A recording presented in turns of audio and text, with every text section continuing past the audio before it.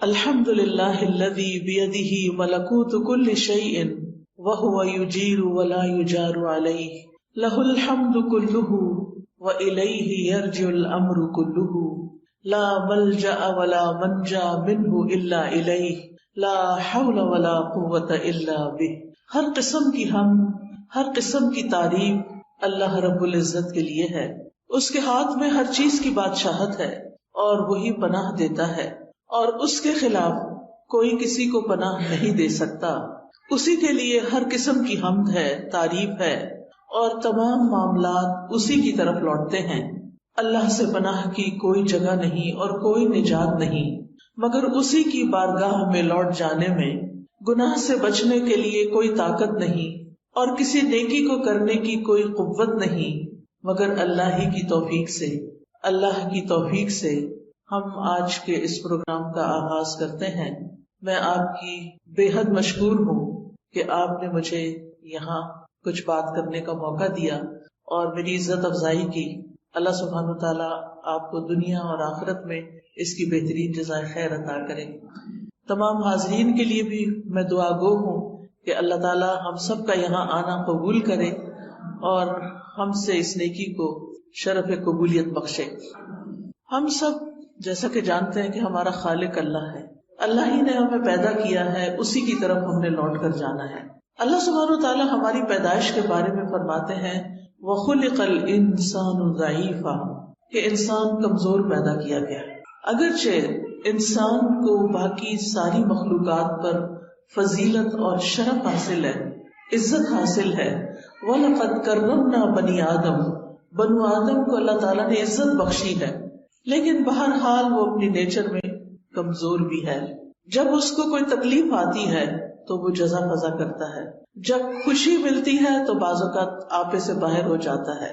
اللہ سبحانہ وتعالیٰ نے انسان کے اندر یہ سب کچھ کیوں رکھا ہے؟ اس لیے کہ اگر اللہ تعالیٰ انسان کو شیر جیسی طاقت دے دیتا اور ہاتھی جیسا جسم دے دیتا اور اسی طرح پرندوں جیسی اڑان بھی دے دیتا تو پھر انسان آپے سے باہر ہو جاتا، اپنے رب کے آگے نہ جھکتا۔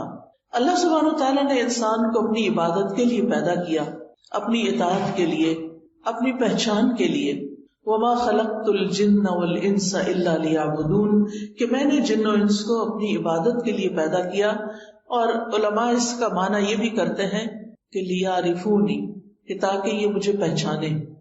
باقی تمام کائنات چاہے فرشتے ہوں یا دیگر چیزیں ہوں، وہ اپنے رب کو پہچانتی ہیں، ان کے اندر پروگرامنگ ہی ایسی کی گئی ہے کہ ان کے لیے کچھ مشکل نہیں۔ لیکن انسان کو اللہ نے چونکہ امتحان کے لیے پیدا کیا، اس کی رہنمائی اگرچہ کی، لیکن اس کے ساتھ ساتھ یہ ہے کہ صحیح معنوں میں اللہ کی پہچان اور اس کو پہچان کر، اس کی عظمت کو پہچان کر، اس کی صفات کو پہچان کر اس کے آگے جھک جانا، اپنی خوشی سے، اپنی چاہت سے، اپنی مرضی سے، اپنی چوائس سے، اس میں انسان کی عظمت رکھی گئی۔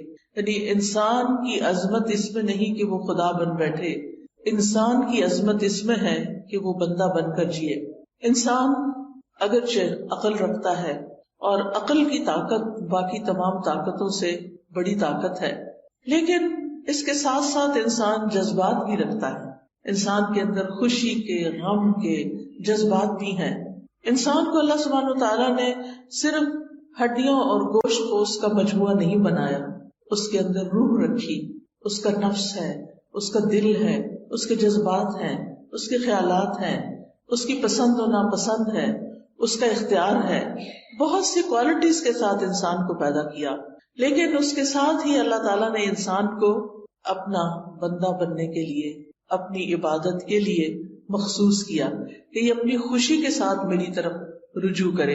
چونکہ انسان کمزور ہے، لہذا وہ ہمیشہ اپنے سے بڑی کسی ہستی کا محتاج بھی ہے، جس کا ذکر اللہ تعالیٰ قرآن مجید کی سورۃ فاطر میں کرتے ہیں، یا ایھا الناس انتم الفقراء الی اللہ، اے لوگو تم سب اللہ کے محتاج ہو، واللہ هو الغنی الحمید، اور اللہ وہ تو غنی ہے، قابل تعریف ہے۔ ان یشاء یذھبکم، اگر وہ چاہے تم سب کو لے جائے، ویأتی بخلق جدید، اور نئی مخلوق پیدا کر دے. وما ذلک علی اللہ بعزیز، اور یہ چیز اللہ پر کچھ بھی مشکل نہیں ہے. لیکن وہ ہماری کمزوریوں، ہماری کوتاہیوں، ہماری غلطیوں، ہمارے گناہوں، ہمارے جرائم، ہماری ہر چیز کے ساتھ ہمیں زندگی کی مہلت دیتا ہے، توبہ کی توفیق دیتا ہے، اپنی طرف آنے کے مواقع فراہم کرتا ہے.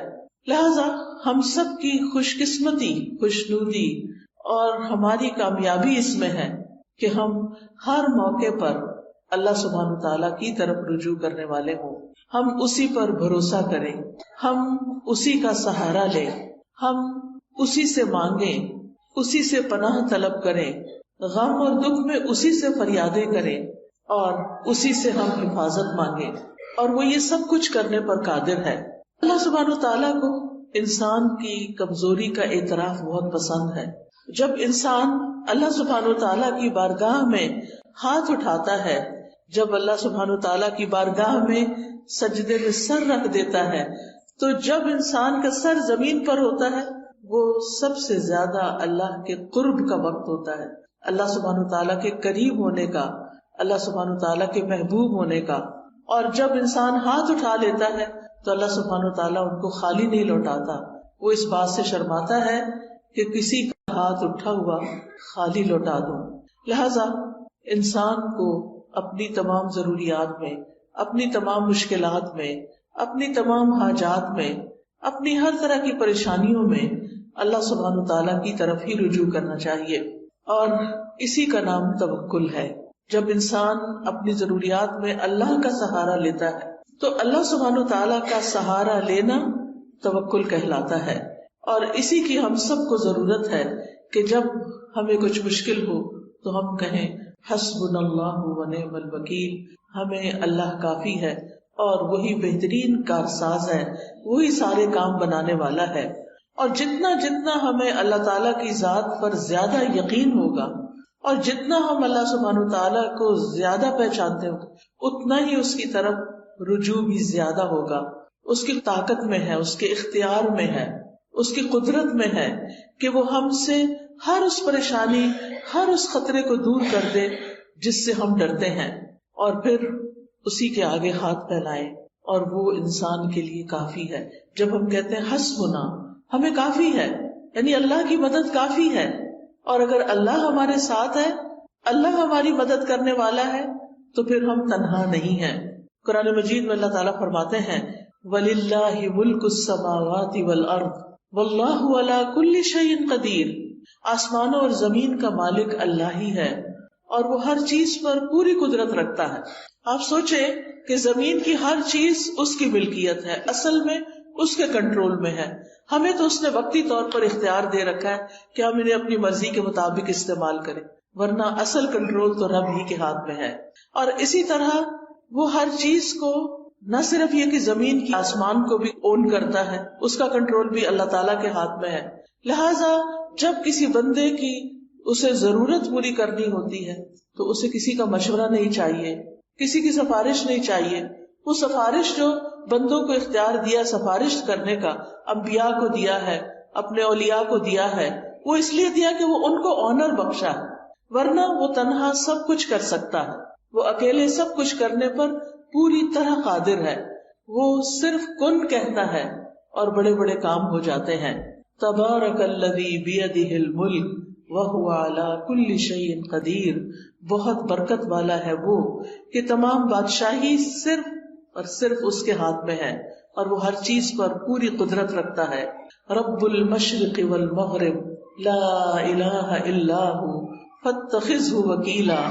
وہ مشرق اور مغرب کا رب ہے، اس کے سوا کوئی معبود نہیں، لہذا اسی کو اپنا کارساز بنائیے. معاملات کی تدبیر کرنے میں بھی وہ یکتا ہے، اسے کسی کے مشورے کی ضرورت نہیں. ہر طرح کے خزانوں کا مالک وہ ہے، زمین کے خزانوں کا مالک بھی وہی ہے، آسمان کے خزانوں کا مالک بھی وہی ہے، اور ان خزانوں میں کوئی اس کا شریک بھی نہیں. ابو ذر غفاری رضی اللہ عنہ سے روایت ہے کہ نبی صلی اللہ علیہ وسلم اپنے رب تبارک و تعالی سے روایت کرتے ہیں کہ بے شک وہ فرماتا ہے اے میرے بندو، تم سب گمراہ ہو سوائے اس کے جسے میں ہدایت دوں، پس تم مجھ سے ہدایت مانگو. میں تمہیں ہدایت دوں گا. اے میرے بندو تم سب بھوکے ہو سوائے اس کے کہ جسے میں کھلاؤں، بس تم مجھ سے کھانا مانگو میں تمہیں کھلاؤں گا. اے میرے بندو تم سب دن رات گناہ کرتے ہو اور میں سارے گناہوں کو بخشتا ہوں، تو تم مجھ سے بخشش مانگو میں تمہیں بخش دوں گا. اے میرے بندو اگر تمہارے اولین و آخرین اور جن و انس ایک صاف چٹیل میدان میں کھڑے ہو کر مجھ سے مانگنے لگے اور میں ہر ایک کو جو وہ مجھ سے مانگے عطا کر دوں، تو پھر بھی میرے خزانوں میں کمی نہیں ہوگی مگر جتنی سمندر میں سوئی ڈال کر نکالنے سے کمی آتی ہے. یعنی اللہ سبحانہ و تعالیٰ کے پاس ایسے خزانے موجود ہیں کہ اگر پوری دنیا کے تمام لوگ ایک میدان میں کھڑے ہو جائیں اور وہ اپنی ساری ضروریات مانگے اور اللہ تعالیٰ سب کو عطا کر دے تو بھی اس کے خزانے میں اتنی کمی نہیں ہوتی جتنی سمندر میں سوئی ڈال کر باہر نکالنے سے پانی میں کمی ہوتی. اللہ سبحانہ تعالیٰ کے پاس اتنا کچھ ہے. اور پھر یہ کہ کنٹرول بھی اسی کا، نگہبانی بھی اسی کی، وہی خیر پہنچانے پہ قادر ہے اور تکلیف پہنچانے پہ بھی قادر ہے. سورۃ الانعام میں آتا ہے وَإِن يَمْسَسْكَ اللَّهُ بِضُرٍّ فَلَا كَاشِفَ لَهُ إِلَّا هُوَ وَإِن يَمْسَسْكَ بِخَيْرٍ فَهُوَ عَلَى كُلِّ شَيْءٍ قَدِيرٌ. اور اگر اللہ تجھے کوئی تکلیف پہنچائے تو اس کے سوا کوئی دور کرنے والا بھی نہیں، اور اگر وہ تجھے کوئی بھلائی پہنچائے تو وہ ہر چیز پر پوری طرح قادر ہے، یعنی وہ ایسا کر سکتا ہے، ہر طرح کے نفع اور نقصان کا مالک ہے. نبی صلی اللہ علیہ وسلم نے فرمایا جان رکھو اگر ساری امت مل کر بھی تمہیں نفع پہنچانا چاہے تو وہ تمہیں نفع نہیں پہنچا سکتی سوائے اس کے جو اللہ نے تمہارے لیے لکھ دیا، اور اگر ساری دنیا کے لوگ مل کر تمہیں کوئی نقصان دینا چاہیں تمہیں کوئی نقصان نہیں دے سکتا سوائے اس کے جو اللہ نے تمہارے لیے لکھ دیا، جو تمہارے مقدر میں ہے تمہارے امتحان کے لیے، تمہاری آزمائش کے لیے، وہ تو پہنچے گی تکلیف، لیکن ادروائز انسان تمہارے خلاف کتنی بھی سازشیں کریں وہ کامیاب نہیں ہو سکتے سوائے اس کے کہ اللہ کا اذن ہو کہ کسی بندے کو اس نے کیسے آزمانا ہے. کیونکہ کائنات کی ہر چیز پر حکم اسی کا چلتا ہے، تمام معاملات اسی کی طرف لوٹ کر جاتے ہیں. کلمہ کن کا صرف وہ اکیلا مالک ہے، اس کی طاقت اور قدرت کے بغیر کچھ بھی ممکن نہیں. اسی لیے ہم کہتے ہیں لا حول ولا قوت الا باللہ. نہ کسی دکھ کو، غم کو، پریشانی کو دور کرنے کی طاقت کسی میں ہے اور نہ ہی کوئی نیکی کرنے کی اور خیر حاصل کرنے کی قوت کسی میں ہے سوائے اس کے کہ جو اللہ کرے، اور اللہ کے سوا کوئی اور کسی چیز کا حقیقی مالک نہیں. آج ہمارے پاس جو کچھ ہے، کوئی سونا چاندی ہے، کوئی روپیہ پیسہ ہے، اولاد ہے، گھر ہے، جو بھی چیزیں ضروریات زندگی کی اللہ نے ہمیں دے رکھی ہیں، یہ بس وقتی طور پر ہے، بس چند دن کے لیے ہیں. جو ہی ہماری آنکھ بند ہوگی سب کچھ یہیں چھوڑ کے جانا ہے، اور جب دنیا کا آخری انسان بھی ختم ہو جائے گا تو پھر صرف اللہ ہی کی ذات باقی ہوگی. وَلِلَّهِ مِيرَاثُ السَّمَاوَاتِ وَالْأَرْضِ. آسمانوں اور زمین کی ساری میراث، ساری وراثت تو صرف اللہ ہی کی ہے. سب نے چھوڑ کر جانا ہے، ساتھ کسی نے کچھ نہیں لے کے جانا. اصل حقیقی مالک تو وہی ہے، لہذا اس کے سوا سارے سہارے کمزور ہیں. بعض اوقات ہم انسانوں کو اپنا سہارا سمجھتے ہیں. ایک عورت یہ سمجھتی ہے کہ اس کا شوہر اس کے لیے سب کچھ ہے، بڑی ہو جاتی ہے، شوہر چھوڑ کے جاتا ہے تو وہ سمجھتی ہے اولاد ہی سب کچھ ہے. لیکن آپ نے دیکھا ہوگا کہ بعض لوگوں کے ایسے یہ سہارے ہیں ہی نہیں، شادی ہی نہیں ہوئی، یا ہوئی تو شوہر ساتھ چھوڑ کے چلا گیا، یا دنیا میں بھی ہے تو ساتھ چھوڑ کے چلا گیا ہے، بچے ہیں تو وہ اپنی اپنی دنیا میں مشغول ہیں. تو پھر باقی کون ہے ہمارے لیے؟ ہمارا رب ہی تو ہے. اور اگر ہمارا اس کے ساتھ تعلق درست ہو جاتا ہے، ہمارے دل میں رب کی محبت ہر چیز سے زیادہ ہو جاتی، تو پھر کبھی ہمیں تنہائی کا احساس بھی نہیں ہوگا. ہر معاملے کے اندر ہمیں پھر پورا یقین ہوگا کہ وہ ہے جو ہمارا کام بنا دے گا، اور اللہ سب کا بنا دیتا ہے. وہ روزی پہنچاتا ہے، وہ ضروریات پوری کرتا ہے، وہ مشکلات آسان کرتا ہے. اور اس معاملے میں ایک مومن اللہ پر توکل کرتا ہے. توکل کیا ہوتا ہے؟ کہ اپنی بے بسی کا اظہار کرنا اور اپنے علاوہ کسی اور پر اعتماد کرنا. اور سب سے بڑا اعتماد کے قابل تو صرف ہمارا رب، جس نے ہمیں پیدا کیا، وہی جس کی طرف ہمیں واپس جانا ہے. یعنی دنیا اور آخرت کے جتنے بھی فائدے ہیں یا جتنے بھی نقصانات ہیں، ان سب کے معاملے میں صرف اور صرف اللہ رب العزت کی ذات پر بھروسہ کرنا، اور یہ ایمان رکھنا کہ اللہ کے سوا کوئی نہیں دے سکتا، نہ کوئی روک سکتا ہے، نہ کوئی نقصان دے سکتا ہے، اور نہ کوئی فائدہ پہنچا سکتا ہے. حتیٰ کہ ہمارے ماں باپ بھی، ہمارے بہن بھائی بھی، ہمارے عزیز قریب بھی اسی وقت ہمیں کچھ فائدہ پہنچا سکتے ہیں جب اللہ ان کے دل میں ڈالتا ہے. اصل قوت اللہ ہی کی ہوتی ہے. آپ نے کبھی تجربہ کیا ہوگا کہ کچھ وقت ایسا ہوتا ہے کہ ہمارے پیارے ہمارے بڑے قریب ہوتے ہیں اور کبھی کبھی وہی نگاہیں پھیر لیتے ہیں.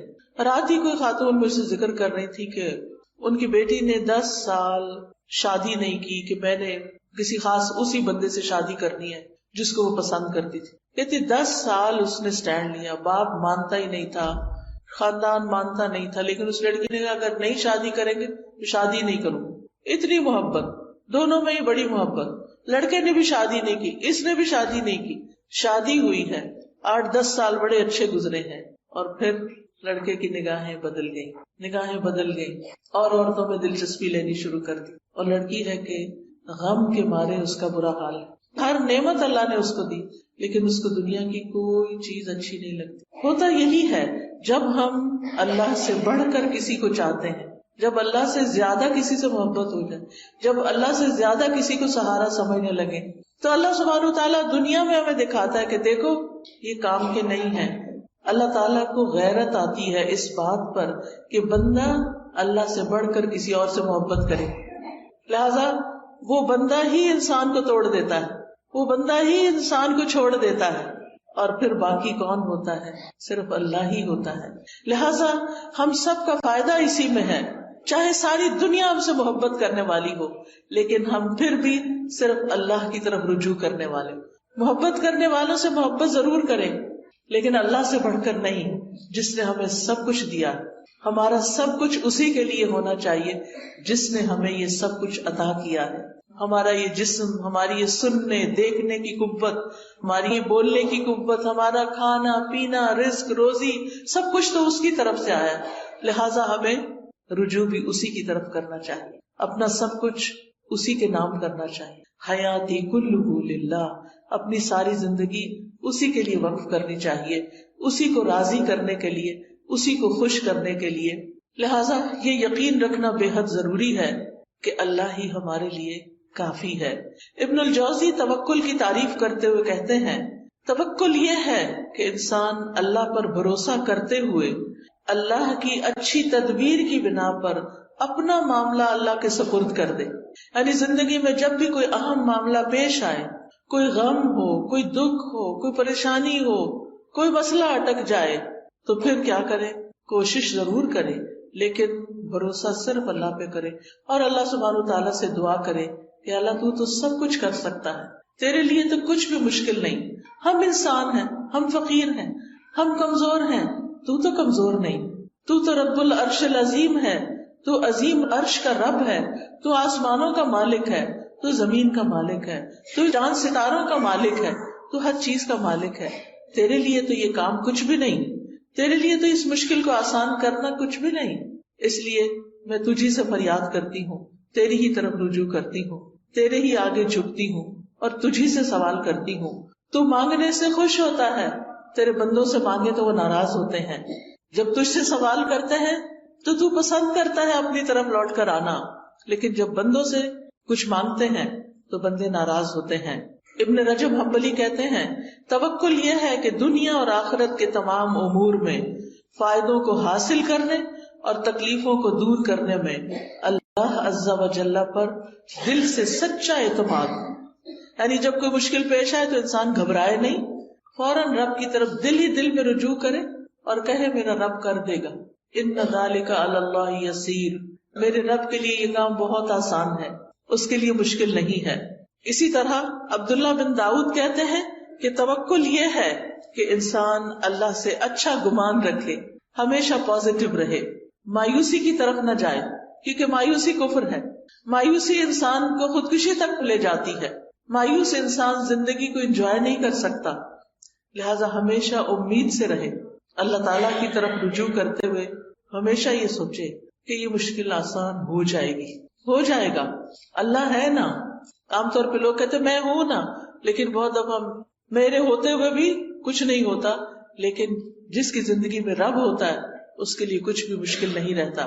شقیق بن ابراہیم کہتے ہیں توکل اللہ کے وعدے پر دل کا مطمئن ہونا ہے، کہ اللہ نے وعدہ کیا ہے نا کہ میں تمہاری پکار سنتا ہوں، میں تمہاری دعائیں سنتا ہوں، تو پھر اطمینان رکھیں کہ وہ اس نے سن لی ہے، اور وہ ایک وقت آئے گا، ایک دن آئے گا کہ وہ پوری ہو جائے گی. وہ العزیز ہے، الحکیم ہے. العزیز کا مطلب ہے کہ وہ غالب ہے، قادر ہے، ہر چیز کر سکتا ہے، لیکن اس کے ساتھ حکیم ہے. وہ صرف ہماری مرضی کے مطابق نہیں چلتا، وہ پوری کائنات کو چلا رہا ہے. وہ پوری کائنات کو سامنے رکھ کر جو چیز ہمارے فائدے کی ہوتی ہے، جس وقت وہ ہمیں ملنی چاہیے وہ اس وقت دیتا ہے. بعض اوقات آپ دیکھیں انسان اللہ سے دعا کرتا ہے اور چاہتا ہے کہ بس میں اٹھوں مصلے سے اور میرا کام ہو جائے، اور کئی دفعہ ہو بھی جاتا ہے لیکن کئی دفعہ نہیں ہوتا. اب اس میں ہم دیکھتے ہیں کہ یوسف علیہ السلام بچے تھے، ابھی بالکل ابتدائی عمر تھی ان کی، اپنے والد سے جدا کر دیے گئے.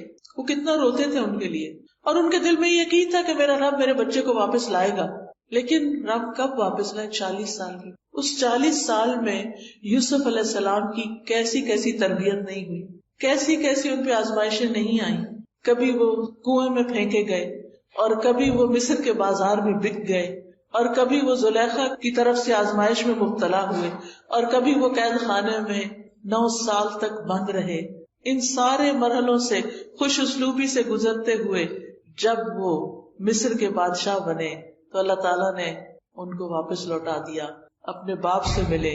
اب کس شان سے ان کے والد آتے ہیں، کس شان سے ان کے بھائی آتے ہیں کہ ان سب کو اپنے تخت پر بٹھاتے ہیں اور بھائی ان کے سامنے جھک جاتے ہیں.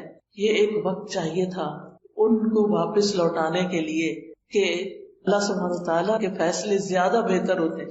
بعض اوقات ہم یہ چاہتے ہیں بس ہمارا بچہ ہمارے پاس ہی رہ کے ادھر ادھر نہ جائے، پتہ نہیں اس کو کیا ہو جائے گا. لیکن جو اللہ پہ بھروسہ کرتے ہیں وہ بھیج دیتے ہیں. میں نے تو اللہ کے حوالے کیا. اللہ نے یوسف علیہ السلام کی حفاظت کی تھی، پورے مصر میں ایک بھی ان کے سوا مسلمان نہیں تھا. اللہ حفاظت کرے گا. موسیٰ علیہ السلام کی والدہ نے کیا کیا تھا؟ دودھ پیتے بچے کو باسکٹ میں ڈال کے سمندر کے حوالے کر دیا. کوئی آسان نہیں تھا، لیکن توکل نہ ہوتا تو ایسا نہ کر سکتی. ہر شخص کی زندگی میں ایسے مرحلے آتے ہیں کہ جب اس کو اپنا بچہ، اپنی پیاری چیز، اپنی قیمتی چیز اپنے پاس سے نکال کے اللہ کے حوالے کرنا پڑتی ہے. ایسے میں بڑے بڑے ڈیسیژن جو رسک پر مبنی ہوتے ہیں انسان صرف اس وقت لے سکتا ہے جب اللہ پہ توکل کرتا ہے. ابراہیم علیہ السلام کو آپ دیکھیے کہ کس طرح ان کے لیے آگ کا الاؤ تیار کیا گیا. آگ کا الاؤ تیار کیا گیا. جبریل علیہ السلام آتے ہیں کہ میری ہیلپ چاہیے، کہتے ہیں حسبی اللہ و نعم الوکیل، میرے لیے اللہ کافی ہے اور وہ بہترین کارساز ہے. اور کس طرح اللہ تعالیٰ نے آگ کو گل و گلزار بنا دیا. وَقُلْنَا يَا نَارُ كُونِي بَرْدًا وَسَلَامًا عَلَىٰ إِبْرَاهِيمَ، ہم نے کہا اے آگ ابراہیم کے لیے ٹھنڈی ہو جا اور سلامتی والی ہو جا. اور کس طرح اس آگ میں جا کر بھی وہ صحیح سلامت نکل آئے. یہ ان کا اللہ کی ذات پر مکمل بھروسہ تھا. انسان کسی ایسی بیماری میں مبتلا ہو جائے کہ جس سے شفا کی امید نہ ہو، پھر بھی امید نہ چھوڑے، کیونکہ شفا تو اللہ کے ہاتھ میں ہے نا، وہ سب کچھ کر سکتا ہے. اور کئی بار ایسے ہوتا ہے کہ قومے میں جانے کے بعد کئی دن تک، مہینوں تک بے ہوش رہنے کے بعد لوگ ہوش میں آتے ہیں اور سال ہر سال پھر جیتے بھی ہیں. سبحان اللہ، یہ اللہ کے کام ہے. یہ معجزات اللہ تعالیٰ ہمیں دکھاتا ہے کہ اللہ تعالیٰ کے لیے کچھ بھی مشکل نہیں.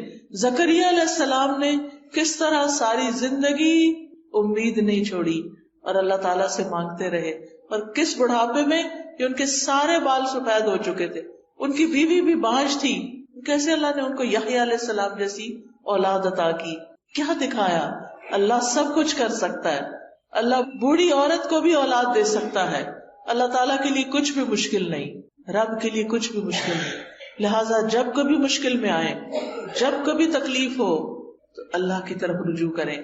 اللہ تعالیٰ کی کفایت جو ہے وہ عام بھی ہے اور خاص بھی ہے. عام کفایت یہ ہے کہ عام لوگوں کو زندگی کے معاملات میں، دین دنیا کے معاملات میں جو پریشانیاں ہوتی ہیں ان میں اللہ تعالیٰ ان کے لیے کافی ہو جاتا ہے، ان کو فائدہ بھی پہنچاتا ہے اور ان سے نقصان بھی دور کرتا ہے. لیکن خاص کفایت ایسی ہے کہ جس میں اللہ تعالیٰ اپنے متقی اور متوکل بندوں کی ایسی کفایت کرتا ہے جس سے اللہ تعالیٰ ان کے مشکل ترین معاملات کو بھی آسان کر دیتا ہے. جیسے نبی صلی اللہ علیہ وسلم کے لیے اللہ تعالیٰ نے فرمایا یا ایھا النبی حسبک اللہ ومن اتبعک من المؤمنین، اے نبی آپ کے لیے اور ان مومنوں کے لیے جو آپ کے حکم پہ چلتے ہیں اللہ ہی کافی ہے. وہ اس دور کے مومنوں کے لیے بھی ہے، وہ آج کے مومنوں کے لیے بھی ہے، اور یہ خاص کفایت ہے. یعنی آپ کو بھی اللہ کافی ہے، اور جو آپ کو فالو کرے، آپ کے پیروکار ہوں، جو اللہ کی عبادت کرے، جتنا وہ اللہ کے بارے میں اچھا گمان رکھتے ہیں اسی گمان کے مطابق اللہ تعالیٰ ان کی مدد کرتا ہے. وہ آتا ہے نا حدیث میں کہ میں بندے کے ساتھ اس کے گمان کے مطابق معاملہ کرتا ہوں. تو اگر ہمارا گمان یہ ہو کہ اللہ تعالیٰ سب کچھ کر سکتا ہے، اللہ تعالیٰ کے لیے کچھ بھی مشکل نہیں، اور اس کے ساتھ ساتھ ہم اس سے امید بھی رکھتے ہیں، دعائیں بھی کرتے ہیں، اس کی عبادت بھی کرتے ہیں، اس کے آگے جھکتے بھی ہیں، اس پہ توکل کرتے ہیں، اس سے تقویٰ کرتے ہیں، تو الیس اللہ بکاف عبدہ، کیا اللہ اپنے بندے کے لیے کافی نہیں؟ بالکل کافی ہے، اور وہ سب کچھ کر سکتا ہے. تو یاد رکھیے زندگی کے معاملات میں، زندگی کی مشکلات میں اللہ پر بھروسہ رکھنا، اللہ پر توکل کرنا ہم سب پر واجب ہے. یہ ایمان کا تقاضا ہے، یہ دل کی عبادت ہے. توکل دل کی عبادت ہے کہ میرا دل اطمینان میں ہو، مشکل سے مشکل وقت میں اطمینان میں ہو، میرا رب ہے وہ کرے گا.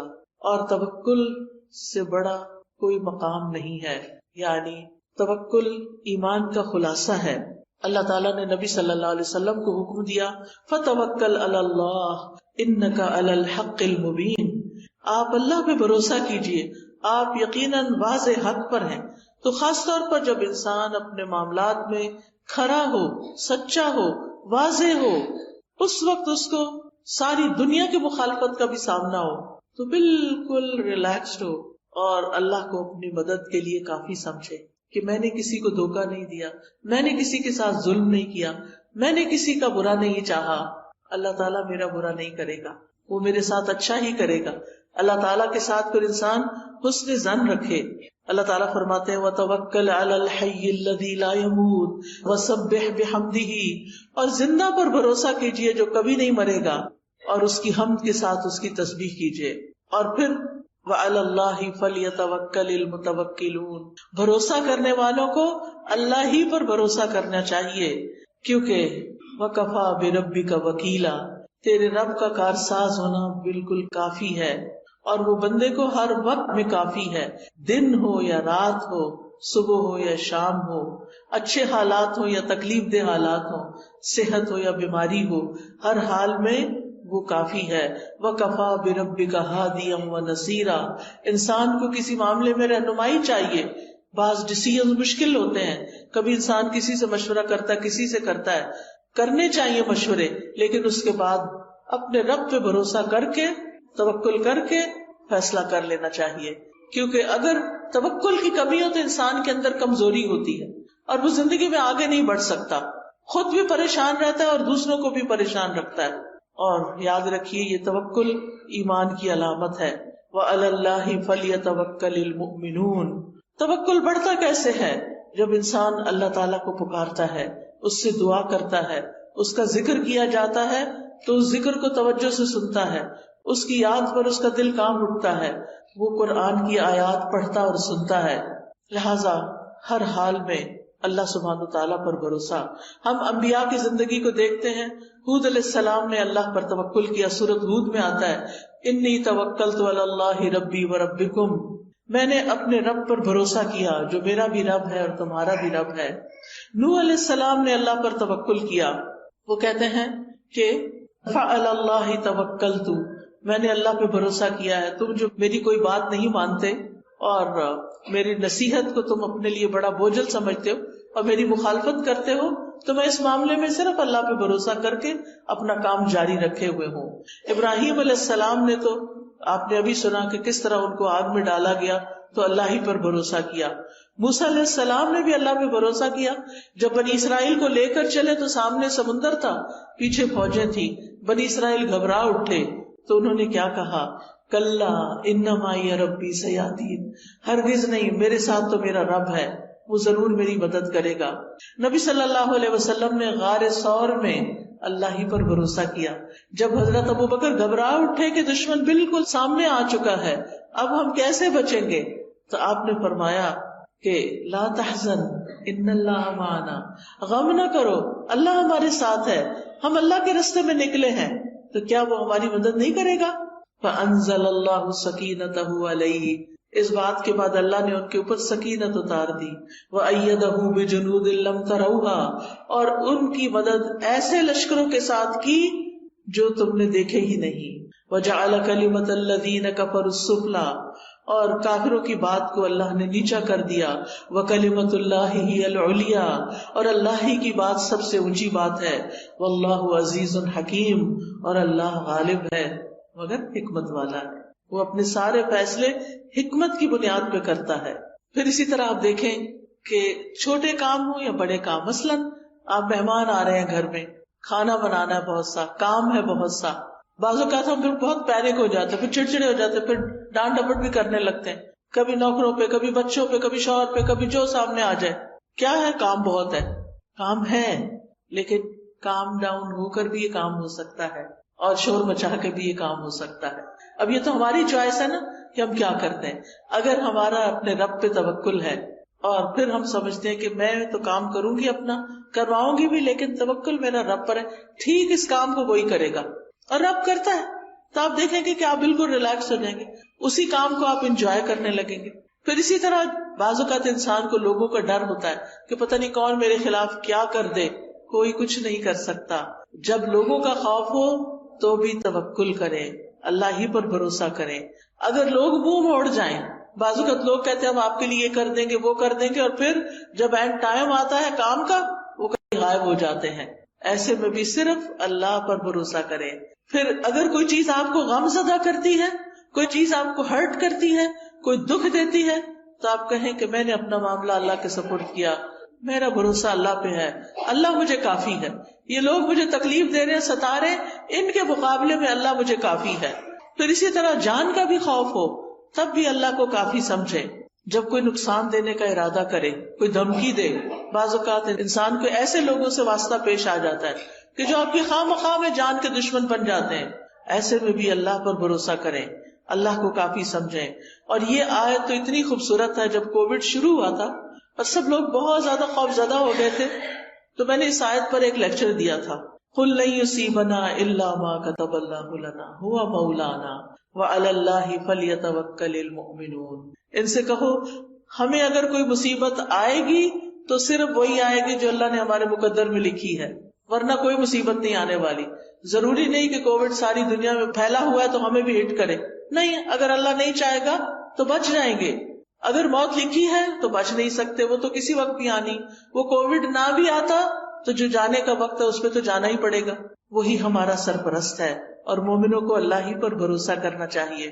اسی طرح جب زیادہ دشمنوں کا خوف ہو اور لوگ آپ کے خلاف چالیں چل رہے ہوں، بعض اوقات ایسا ہوتا ہے نا کہ آفیسز میں آپ کے ہسبینڈ بہت ایماندار ہیں، اللہ پہ بھروسہ کرنے والے ہیں، کام بہت اچھا کرتے ہیں، لیکن کچھ لوگ بڑوں کے کان بھر کے ان کو نقصان دینے کی کوشش کرتے. اس وقت انسان بہت پریشان ہوتا ہے کہ اب کیا کروں.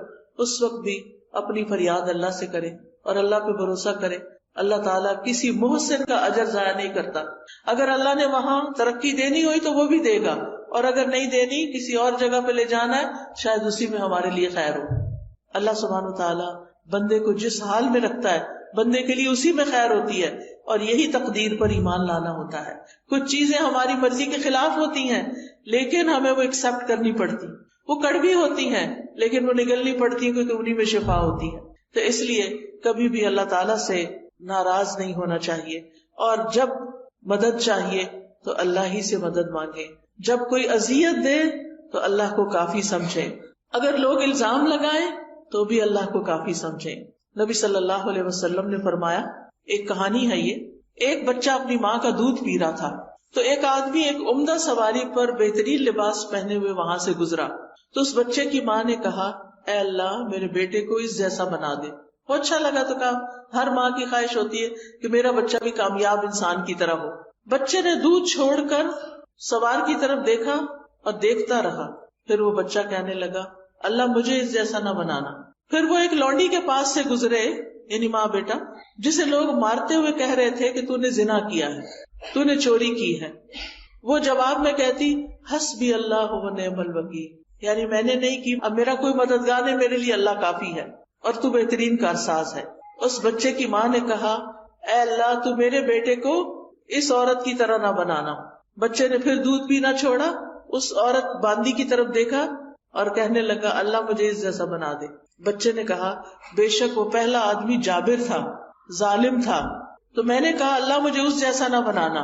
اور یہ عورت جسے یہ لوگ کہہ رہے تھے کہ تو نے زنا کیا، نہ اس نے زنا کیا تھا نہ چوری کی، تو میں نے اس لیے کہا کہ اللہ مجھے اس جیسا بنا دے. کہانی کا مطلب کیا ہے کہ اگر کوئی آپ پر الزام لگائے تو اللہ تعالیٰ دودھ پیتے بچے کو بھی آپ کے حق میں کھڑا کر سکتا ہے اور آپ کی صفائی اس کے ذریعے بھی پیش ہو سکتی ہے. اللہ کافی ہے نا. وہ اللہ کو پکار رہی تھی، کوئی آگے نہیں بڑھا اس کی مدد کے لیے. ایک راہ چلتی ایک عام سی عورت کا بچہ دودھ چھوڑ کے بول رہا ہے اس عورت نے چوری نہیں کی، اس عورت نے زنا نہیں کیا، تو بری ہو گئی. کیونکہ اگر کوئی بڑا کہتا نا، کوئی اس کی بات نہ مانتا، تو بچے تو بولتے نہیں، تو اللہ نے ایک بچے کو بلوا کے اس کا دفاع فرمایا. پھر اسی طرح آپ دیکھیں کہ بعض اوقات زندگی میں ہمیں کچھ ایسے فیصلے کرنے پڑتے ہیں جو ہمیں پسند نہیں ہوتے، ہمارے لیے بڑے مشکل ہوتے ہیں. مثال کے طور پر بعض اوقات خاندان کے اندر لڑائیاں ہو جاتی ہیں، آپس میں رشتے دار کٹ جاتے ہیں، پھر کوئی بیچ میں پڑتا ہے اور وہ آ کے کہتا ہے صلح کر لو. ہم کہتے نہیں اگر ہم نے صلح کی تو پھر ہمیں وہی مشکل دیکھنی پڑے گی. ایسے موقع پر بھی اللہ پر بھروسہ کریں، لوگوں کو معاف کر دیں، اللہ پہ توکل کریں. کوئی کچھ نقصان نہیں دے سکتا جب تک اللہ نہ چاہے. اگر کسی چیز سے بدشگونی ہو، بدشگونی کا کیا ہے، جیسے لوگ کہتے کالی بلی گزر گئی، یا یہ پرندہ اڑ کے الٹی طرف چلا گیا ہے، یعنی مختلف چیزوں سے شگون لیتے ہیں. تو بدشگونی منع ہے ہمارے دین میں کہ چیزوں سے شگون نہ لیں. لیکن اگر کبھی ایسی کوئی چیز دل میں شیطان ڈال دے تو پھر اپنے کام کو جاری رکھیں اور اللہ پہ بھروسہ رکھیں. یعنی کچھ لوگ ہوتے ہیں وہ کام چھوڑ دیتے ہیں. کئی دفعہ ایسے ہوتا ہے نا کہ ہم شام کی فلائٹ پہ جانے والے ہوتے ہیں، صبح کی فلائٹ کا کریش ہو جاتا ہے. کبھی کبھی ایسے خبریں سننے کو ملتی، ہم کیا کہتے ہیں ہم نے نہیں جانا. نہیں، کام جاری رہیے. اس کو بدشگونی نہ لے کہ وہ صبح ہوا تو آج کے دن شام بھی ہوگا، کیونکہ اس طرح انسان اگر شگون لینے لگے تو زندگی کے کام رک جاتے ہیں. نفع نقصان اللہ کے ہاتھ میں ہے. وہ جو چلے گئے ان کی شہادت لکھی گئی، اللہ ان کو آخرت میں اچھا دے گا اس تکلیف کے بدلے. لیکن ہمیں ایسی چیزوں سے بدشگونی نہیں لینی.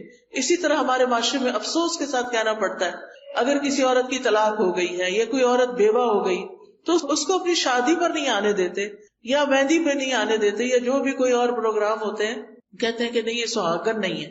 آپ دیکھیے کیا آپ نے کسی کی زندگی کا ٹھیکہ لے رکھا ہے.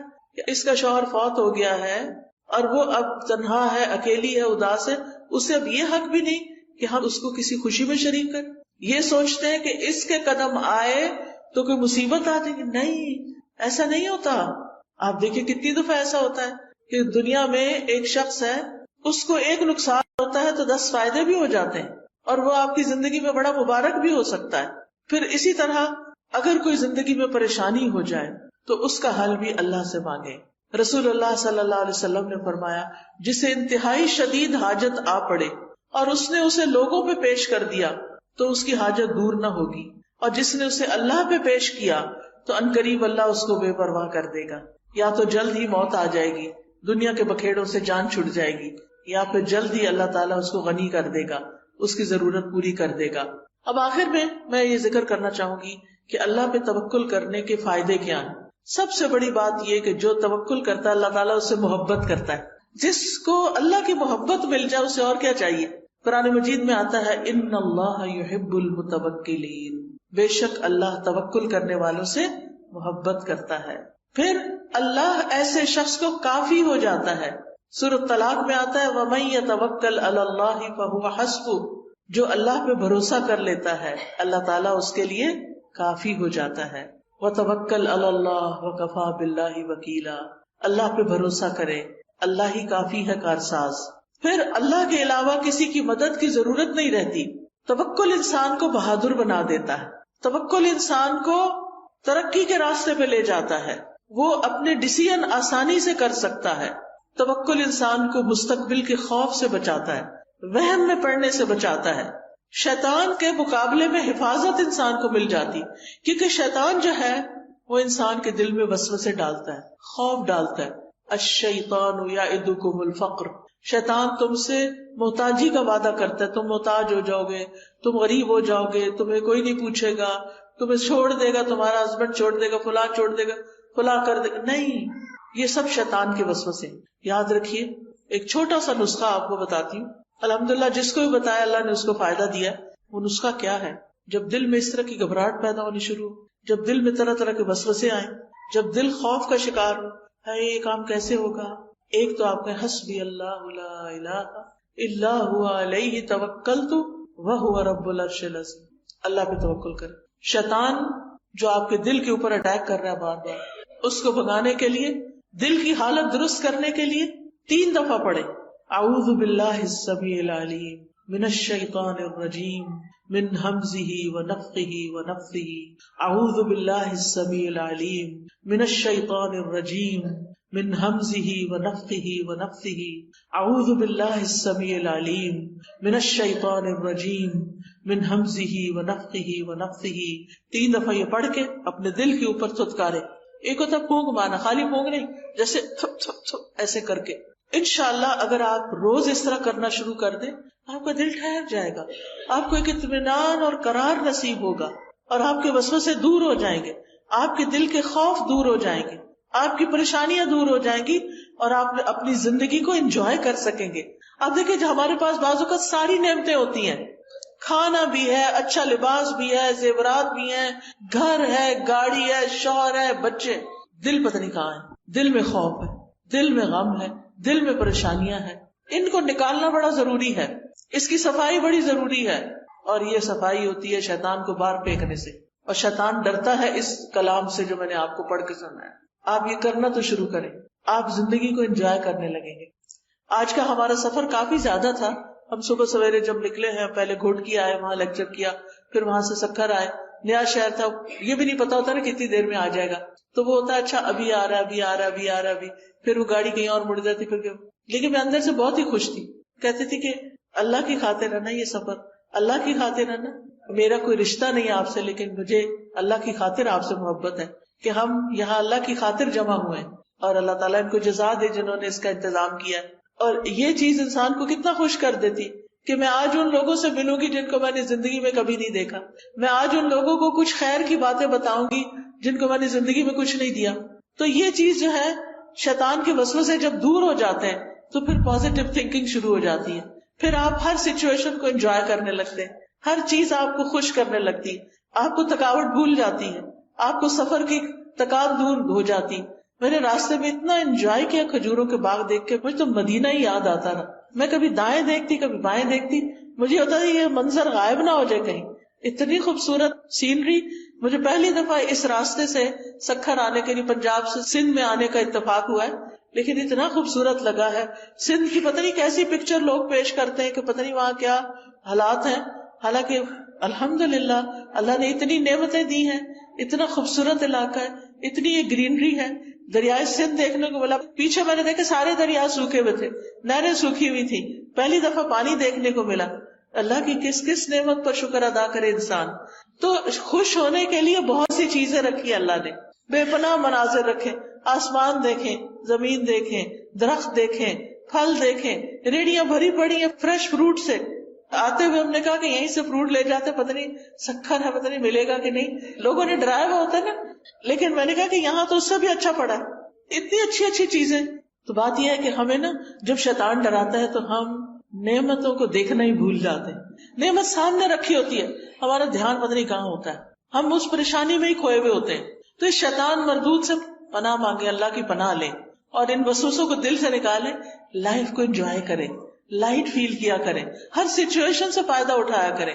اگر کوئی تکلیف ہو گئی ہے تو صبر کر کے اجر کمائیں، اور اگر کوئی نعمت نظر آ رہی ہے تو شکر کر کے اجر کمائیں. اور مومن کے لیے ہر وقت اجر کمانے کے مواقع ہیں، ہر وقت، اللہ یہ کہ وہ اپنے آپ کو خود ہی اذیت میں مبتلا رکھے اور صرف پریشانی کی بات سوچتا رہے.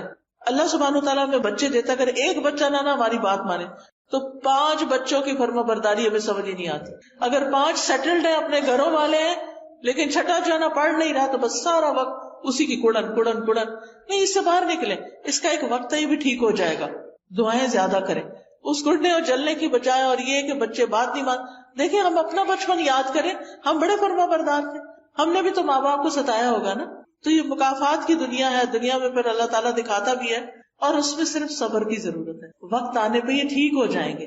ان معصوموں سے اچھی امیدیں رکھیں، ان کے سامنے خیر کی بات کریں، کبھی منفی بات نہ کریں، کبھی نیگیٹو بات نہ کریں، اچھا کردار پیش کریں کہ نہیں ٹھیک ہو جائے گا، اچھا ابھی نہیں، اچھا آ جائے گا، امتحان میں کم نمبر ہے، اچھا نیکسٹ ٹائم ہم اور ٹرائی کریں گے، کوئی بات نہیں. کچھ ماں باپ تو پیچھے پڑ جاتے ہیں، A+ اور A* اور پتہ نہیں کیا کیا بنا دیا گیا، یہ کیوں نہیں آیا تمہارا، تمہارے دوست کا کیوں آ گیا. کئی بچے خودکشی تک کر لیتے ہیں. یہاں تک میں نے سنا ہے کہ ان کے ماں باپ جن کے کبھی خوش نہیں ہو کے دیتے، ظاہر ہے ماں باپ کی شکل دیکھ کے بچہ خوش ہوتا ہے، جب ماں باپ کو خوشی نہیں وہ کسی وقت دیکھتا تو اس کے لیے زندگی میں کیا رہ جاتا ہے. لہذا بہت ضروری ہے کہ ہم توکل کرنا سیکھیں اور مستقبل کے خوف سے بچیں، اور وہم اور بدشگونی اور ان چیزوں سے اپنے آپ کو بچائیں. کیونکہ رسول اللہ صلی اللہ علیہ وسلم نے فرمایا نحوست پکڑنا شرک ہے، اور ہم میں سے کوئی نہیں جس کو وہم لاحق ہو جاتا ہے کہ ہاں یہ چیز ایسے ہوگی تو پتہ نہیں اب کیا ہوگا، مگر اللہ توکل کے ذریعے اس چیز کو ختم کر دیتا ہے. یعنی ان وہموں، وسوسوں اور ان چیزوں کا، منفی سوچوں کا علاج اللہ پہ توکل ہے، اور توکل کرنے والوں کے لیے آخرت میں بہت بڑا اجر ہے. سورۃ النحل میں اللہ تعالیٰ فرماتے ہیں وَلَأَجْرُ الْآخِرَةِ أَكْبَرُ لَوْ كَانُوا يَعْلَمُونَ الَّذِينَ صَبَرُوا وَعَلَىٰ رَبِّهِمْ يَتَوَكَّلُونَ. اور آخرت کا اجر تو بہت بڑا ہے، کاش وہ لوگ جانتے ہوتے. یعنی جن لوگوں نے صبر کیا اور اپنے پروردگار پہ بھروسہ کرتے ہیں ان کے لیے بہت بڑا اجر ہے، ان کے لیے جنت ہے.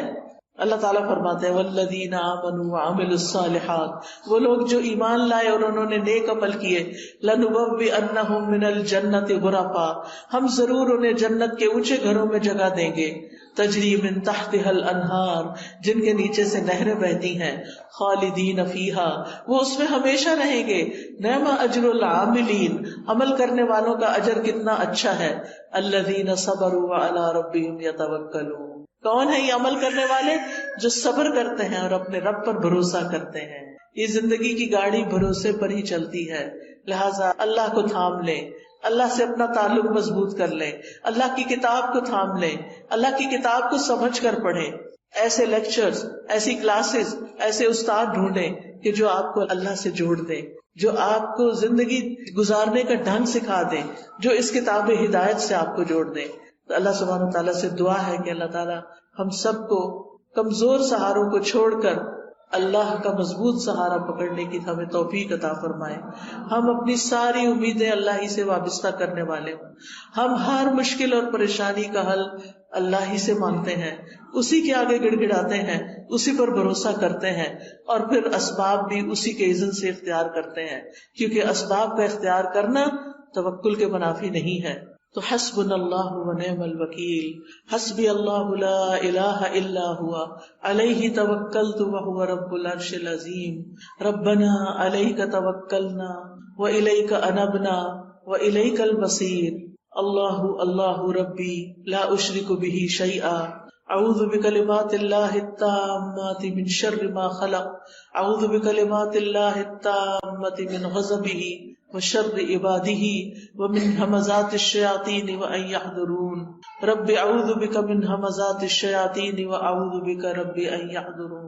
اللہم انی اسألک العافیۃ فی الدنیا والآخرہ، اللہم انی اسألک العفو والعافیہ فی دینی ودنیایا وأهلي ومالي. اللهم استر عوراتي وآمن روعاتي. اللهم احفظني من بين يدي ومن خلفي وعن يميني وعن شمالي ومن فوقي وأعوذ بعظمتك أن أغتال من تحتي. یا رب العالمین، یا ارحم الراحمین، یا ذا الجلال والإکرام. اللهم صل وسلم على سیدنا محمد صلی اللہ علیہ وسلم. یا اللہ، یا رحمان، یا رحیم، تو ہم سب پر اپنی رحمت نازل فرما. یا اللہ ہمیں توکل کرنا سکھا دے، ہمیں اپنے پر بھروسہ کرنا سکھا دے، ہماری مشکلات کو آسان کر دے، ہمارے دکھوں، درد، تکلیفوں اور پریشانیوں کو دور کر دے. یا اللہ ہمیں ہر طرح کے شرک اور بدعت سے نجات عطا فرما. یا اللہ ہمیں صحیح رستے کی ہدایت عطا فرما. ہمیں اپنا کلام سمجھنے کی توفیق دے. اللہ ہمارے لیے قرآن کو سمجھ کر پڑھنا آسان کر دے. یا اللہ ہمیں کتاب ہدایت سے جوڑ دے. یا رب العالمین تو ہمیں اس دنیا کی تکلیفوں سے اور آخرت کی تکلیفوں سے محفوظ رکھ. یا اللہ تمام بیماروں کو صحت عطا فرما. ہم سب کے بچوں کو ہدایت عطا فرما. ہم سب کے دکھ درد دور فرما دے. جتنی مہنگیاں آئی ہیں ان کے دلوں میں جو دعائیں ہیں، جو حاجات ہیں، جو ضروریات ہیں، اے میرے پیارے رب تو ان سب کی ضروریات کو پورا کر دے، ان کی حاجات کو پورا کر دے، ان کی سب مشکلات کو آسان کر دے. ربنا تقبل منا انک انت السمیع العلیم وتب علینا انک انت التواب الرحیم. وصلی اللہ تعالی علی خیر خلقہ محمد وعلی آلہ واصحابہ واہل بیتہ اجمعین برحمتک یا ارحم الراحمین. الہی آمین. سبحانک اللہم وبحمدک اشہد ان لا الہ الا انت استغفرک واتوب الیک. السلام علیکم ورحمۃ اللہ وبرکاتہ.